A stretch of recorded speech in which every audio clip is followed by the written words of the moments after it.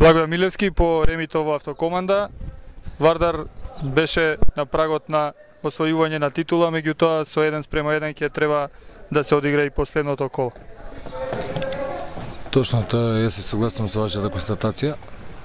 Што се однесе до надпреварот, одлично го отворивме, одлично влеговме во надпреварот, создадовме две изгледни прилики за гол.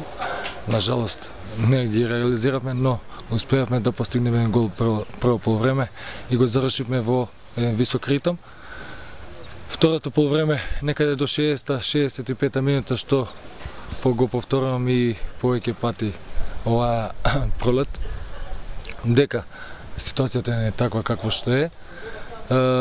Малку паднавме на физички план, но сега се сум задоволен со играта што ја покажавме, што покажа моите играчи желба голема да се освои уште денес титулата, но пак ќе кажам, еден конкурент елиминиравме, значи остануваме ни и турново сега.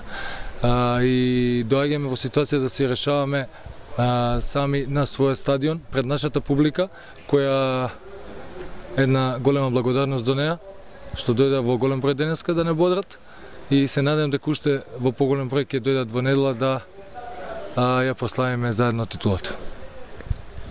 Вардар имаше водство, потоа се решивте да го чувате, се чини, внесовте уште еден дефанзивец во игра во последните 20 на минути. Па со оглед на тоа што Металург направи, уфрли уште еден напаѓач централен. Значи игра со два централни напаѓача плюс Миле Крстев.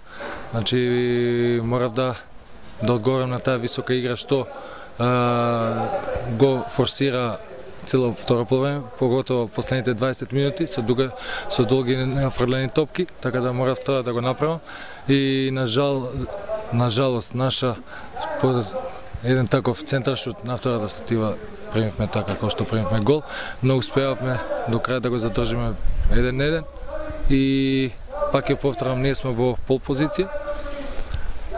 Турново е тој што мора да победи, така да ќе видиме што ќе се случи во недела. Благодарам, многу среќа.